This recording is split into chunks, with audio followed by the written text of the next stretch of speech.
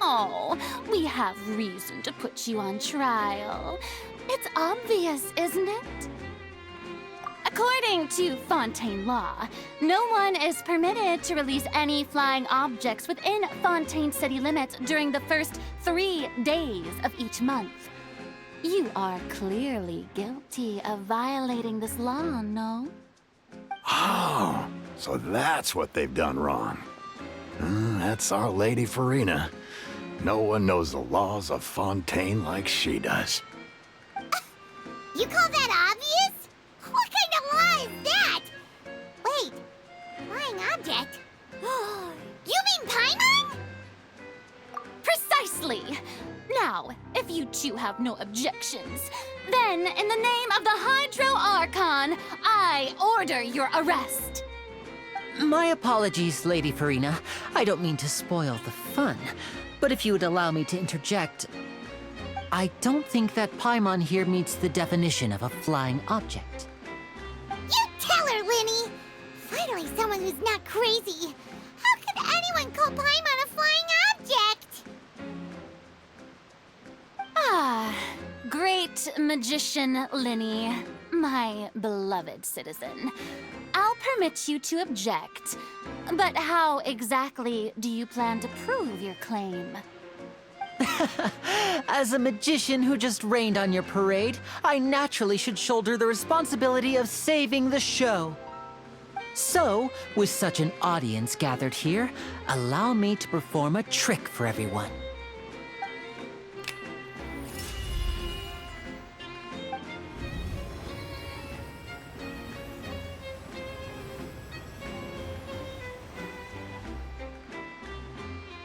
Ta-da!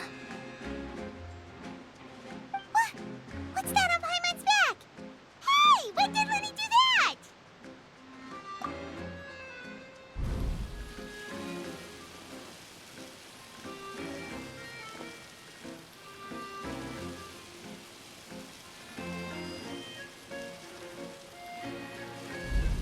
There. As you can all clearly see, Paimon should be classified as, well, something like a balloon. This rope has been in the traveler's hand all along. It was just that no one could see it before. Huh? You call that magic? You've got to be joking. I thought it was pretty good. Nice one. Huh. I'm not sure what to think. It seems Lady Farina's charges no longer hold water.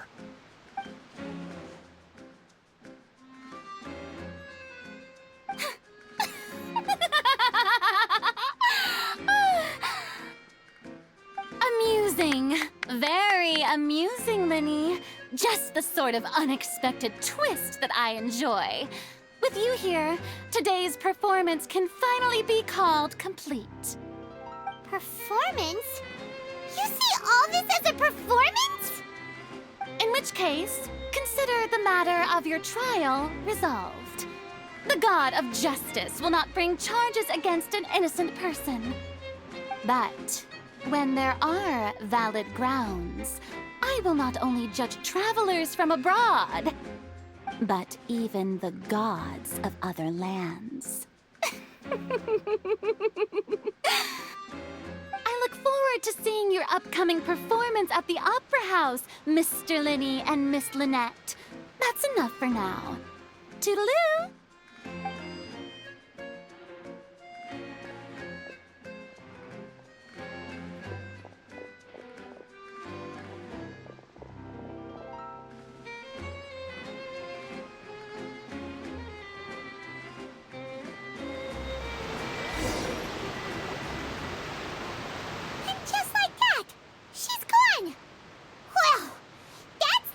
Unpredictable Archon Paimon's ever seen. You never even had a chance to ask her anything.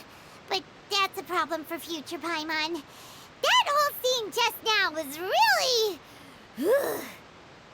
Don't mention it. I just happened to remember that there was such a law, so I did a little preparation, just in case. I didn't think it would actually come in handy. So, now do you see what kind of god Lady Farina is? She can be a bit confusing at times, but she is still amenable to reason. Anyway, Paimon had no idea you were a magician, Linny. It sounded like you'll be performing at the Opera House, right? I just know a few simple tricks I use to make a living. Lynette is my assistant. It will actually be my first time performing on the most prestigious stage in Fontaine, the Opera House. But isn't the Opera House where criminal trials are held in Fontaine? When there are no public trials being held, the Opera House hosts a variety of other performances.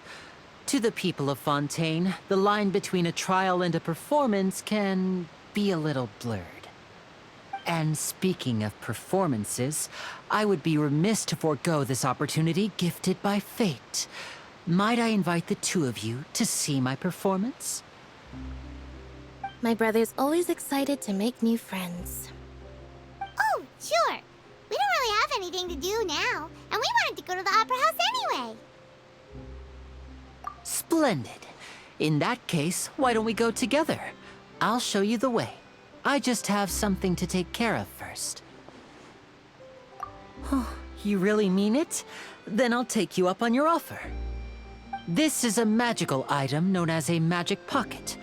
Perhaps you can help me distribute them to the people here. Huh? What are they going to use it for? About that... You asked me before about the prophecy, right? Let me start by telling you a little more about what it entails. I'm not sure exactly when it began, but a prophecy has been circulating around Fontaine. It says that every person in Fontaine is born with sin. No matter how the nation of justice holds trial after trial, this sin cannot be absolved. Until one day, the water levels in Fontaine will rise, and the sinful people will slowly be drowned.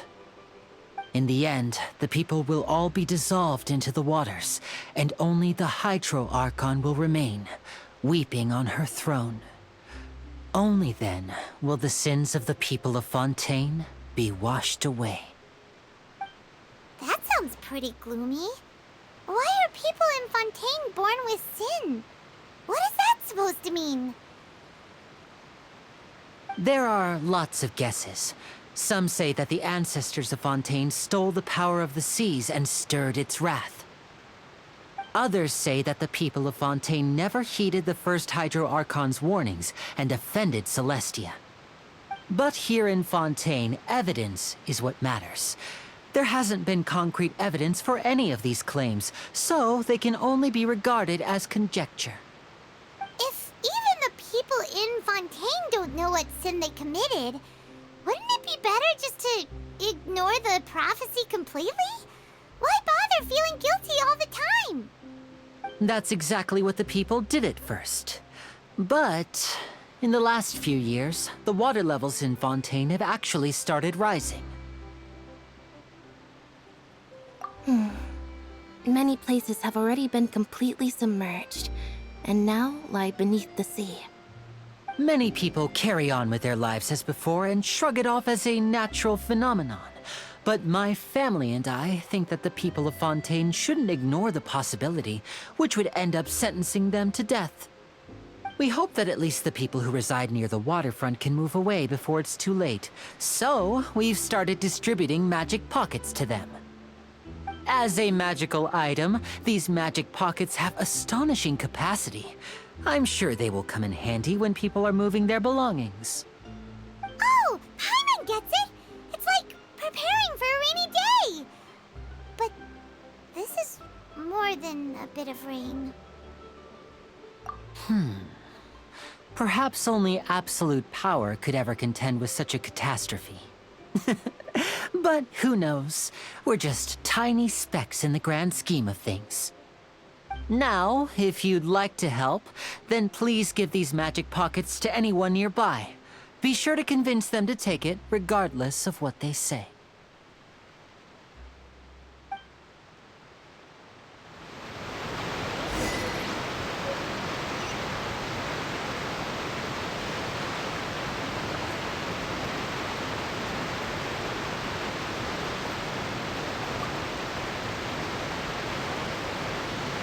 So you're the blonde traveler that everyone's been talking about.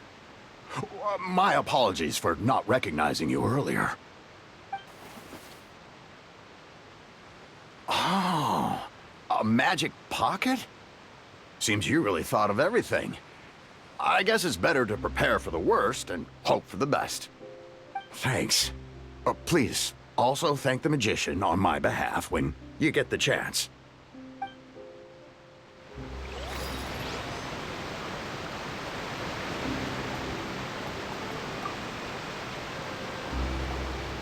What's this? So you also believe in the prophecy. Keep it. I won't have any use for it. What? You mean you don't believe in the prophecy? No, I believe in the prophecy. But I also believe in another story. The story says that people once lived in the ocean. They were one with the ocean and couldn't live apart from it. But as time wore on, people desired to live on land and developed blood vessels, encapsulating the sea within their bodies. Thus could people set foot on land. So, if you ask me, when the water rises and takes us all, it'll be like we're going home. Oh, we hadn't heard that one before. But people can't live underwater. They'll die. You should probably still take it. All right, I'll take it. I guess I just feel that being dissolved into the water doesn't necessarily mean death.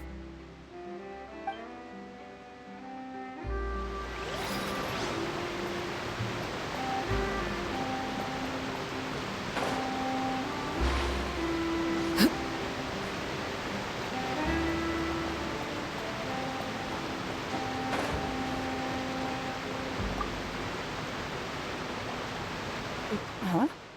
I don't want that thing. Way I see it, if the prophecy's true, it's still gonna be a long time before the water can cover everything.